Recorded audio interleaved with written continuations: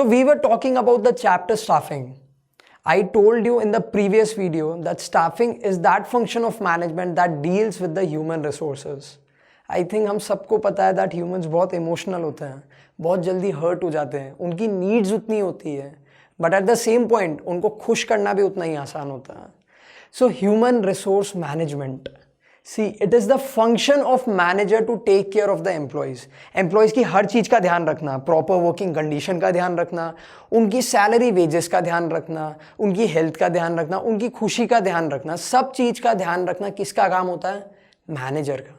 But क्या एक manager के लिए सारे एम्प्लॉयज की चीजें देखना पॉसिबल है? क्वेश्चन मार्क है ये सबसे बड़ा एक.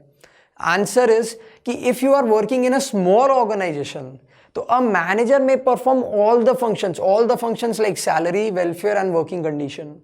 But as the organization grows, number of employ increase, तब एक बंदे का बस की बात नहीं रहती है ये. याद रखो, organising, delegation, a manager no matter how good he is, he can not perform everything on his own. तो similarly when the number of employees grow, the manager is not capable enough to take care of all the employees alone. So we need a special department for this. A special department is formed which is known as the human resource department, जिसका काम ही एक ही होता है कि हमको employees को manage करना है, हमको ह्यूमन रिसोर्स मैनेजमेंट करना है. The human resource management includes many activities and duties. Human resource management के बहुत सारे टास्क होते हैं, एक्टिविटीज होती है, कुछ ड्यूटीज होती है. देखते हैं वो क्या होता है. Recruitment.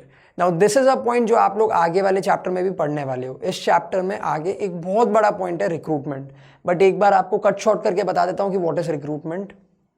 When you invite people for the vacant job in your organization, it is called as recruitment. अब invite कैसे करोगे? ऐसे रोड चलते हुए आइए ना, आइए आइए, ऐसे तो आप करोगे नहीं. How are you going to invite? Giving advertisements. ठीक है, अपने existing employees को बोलना कि अगर कोई बंदा है आपके पहचान में जिसको जॉब चाहिए तो लेके आइए. So these are some basic examples of recruitment. Analyzing jobs and collecting information about jobs. देखो, आपको जॉब को एनालाइज करना बहुत जरूरी है. क्यों? बिकॉज अगर आपने अपने जॉब को एनालाइज ही नहीं किया तो आपको यही नहीं पता होगा कि आप जिस बंदे को हायर करने वाले हो उससे आपको क्या काम कराना है. अब ऐसा तो हो नहीं सकता कि आपने किसी को हायर किया, एक दिन आप उसको ब्लेजर पहना के भेज रहे हो मार्केटिंग के लिए, अगले दिन आप उसको फोन करके बोल रहे हो कि छोटू 2 कप चाय लेके आ. Not possible. In the job description the job is mentioned. वो मेंशन कब होगी? जब आपको पता होगा ना कि जॉब क्या करानी है. So analyzing jobs and collecting information about jobs. Next is developing compensation and incentive plans. मतलब हर एम्प्लॉय को आपको कितना पे करना है, that is compensation. What is incentive?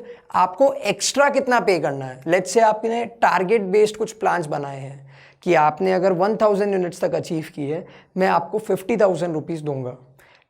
उसके ऊपर अगर आपने कुछ भी एक्स्ट्रा प्रोड्यूस किया है तो per unit I will give you 5 rupees और 10 रुपीज और 100 rupees, whatever you think it is. So that is developing compensation and incentive plans. Then training and development of employees. What is training? उनकी ability, skills, इनको increase करना for a particular job is training. What is development? उनको opportunities देना to grow. उसके बाद में है the 5th point is maintaining labour relations. देखिए, हर लेबर से रिलेशंस मेंटेन करना हर मैनेजर का बहुत ही इंपॉर्टेंट फंक्शन है. क्यों? टॉप लेवल मैनेजमेंट ने तो ऑब्जेक्टिव डिसाइड कर दी कि चलो हमको इस साल 10,000 यूनिट्स प्रोड्यूस करने हैं. मिडिल लेवल वाले ने लोअर लेवल वाले को बोल दिया कि आपको इस साल 10-12,000 यूनिट्स प्रोड्यूस करने हैं. पर प्रोड्यूस कौन करेगा? लेबर करेगी ना. एक क्लासिक एग्जांपल देता हूं आपको कि लेबर के साथ में रिलेशन मेंटेन करना क्यों इंपॉर्टेंट होता है. जापान में एक शू मैन्युफैक्चरिंग कंपनी है, ठीक है, उसके सारे के सारे लेबर स्ट्राइक पे बैठ गए थे. दैट हम काम तो करेंगे बट हम कैसे काम करेंगे? हम सिर्फ लेफ्ट लेग का शू मैन्युफैक्चर करेंगे. सो कंपनी को पे करना पड़ा because they were working, but उनका काम करना क्या कंपनी के लिए कोई भी यूजफुल साबित हुआ? नहीं हुआ. So it is very important for the human resource management to maintain labour relations.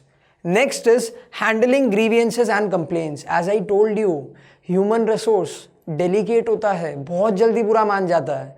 आप कुछ भी कर लो, कुछ ना कुछ कंप्लेन रहेगी।